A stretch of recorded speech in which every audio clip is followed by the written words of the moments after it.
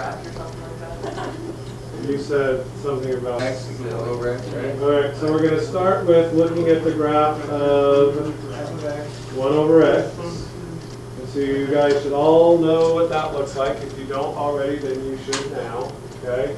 This is the reciprocal function. It's got one branch called over here in the first quadrant, and then it's got another branch over here in the second quadrant. And it's got some asymptotes. It has a horizontal asymptote at x equals 0 and a vertical asymptote at y equals 0. So we're going to play the game that we've played a lot before, and we're going to take a different function and describe how this graph looks compared to the original one. So let's say that g of x is equal to 2 over x plus 3. What does that look like compared to the original function? No, without graphing, not with graphing, by looking at the function.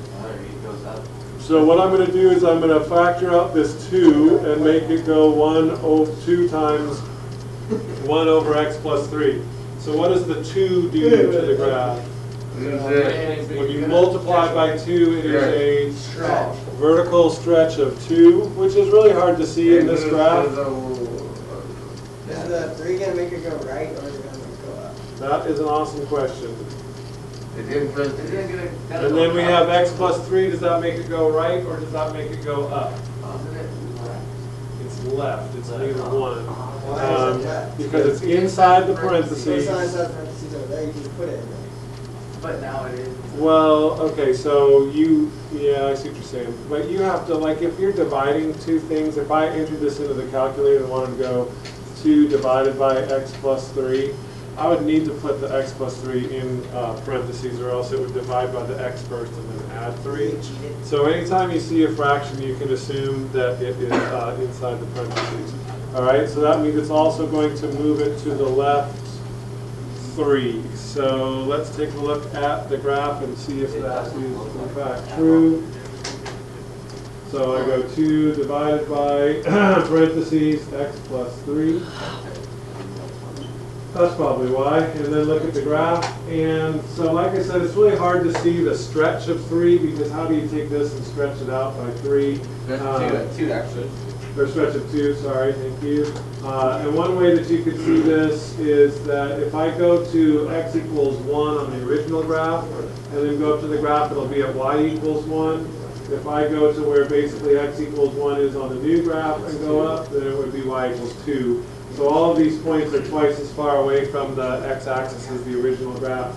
But the main thing is you should see that it has been shifted to the left 3. So where is the vertical asymptote now? At x equals negative 3, because it's been moved to the left 3. Okay. So that's what we got going there. So that was a pretty easy one. Oh yeah. If we take a look at something now that's a little bit more complex. Does h of x make it different? Nope. Okay. Now we have an x on the top and on the bottom. So to factor out the 3, But I cannot do that.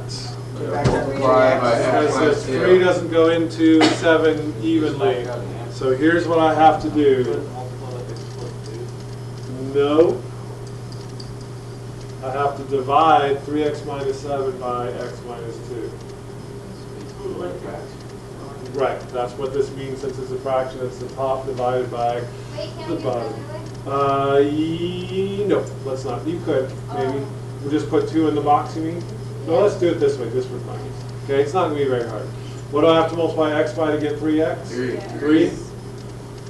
And then 3x times, or 3 times x is 3x. 3 times minus 2 is negative 6. And then remember, I'm subtracting these. So 3x take away 3x is 0. What is negative 7 minus negative 6? Negative 1. Negative 1. Don't say 13. Sorry. Oh, come on. Okay. And so that means that I can rewrite this as 3. And then since I had a remainder of negative 1, it's minus 1 over x minus 2. So, we're we're gonna flip over. Okay, the X. good. So first of all, since this is negative, that means we're going to have a flip. Okay, what else is going on there? Stretching your Not stretching by 3 because I'm not multiplying by 3. What is the 3 doing to the function? But the 3 is actually a positive 3, so got it's parentheses going to go up 3. Yep, I've got parentheses right here. Oh, what? Wait, what? I could rewrite this the other way around and maybe it would make more sense. Negative 1 over x minus 2 plus 3 is the same as 3 minus 1 over x minus 2. These two things are the same, right? And we're gonna go right to. So this is up 3, and then we are also going to go to the right 2. Yeah, that's not cool. Okay? So again, the negative makes it flip. The 3 in front, which we got from doing polynomial division, makes it go up 3, and the minus 2 on the bottom makes it go to the right 2. One more. So, well, let's take a look at the graph first. No. And I'm going to graph the original function, which was 3x minus 7 divided by These gotta count. x, was it plus 2 or minus 2? Plus 2? No, X minus 2. Oh, Jeez.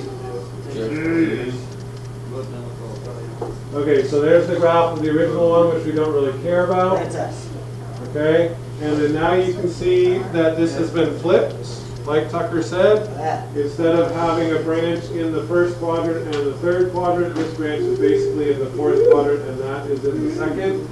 It's been moved up 3, so that means now the horizontal asymptote is at y equals 3, and it's been shifted 2 to the right, so there's a vertical asymptote at x equals 2. Okay? Does that make sense?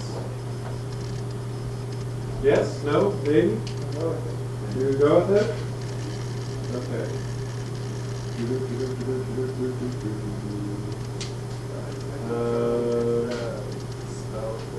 All right, that's probably good for today. Take that.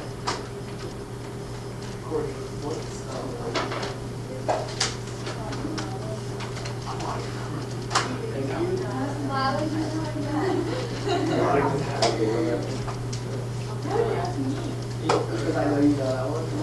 Oh, Cassandra! Goodbye. I just killed you.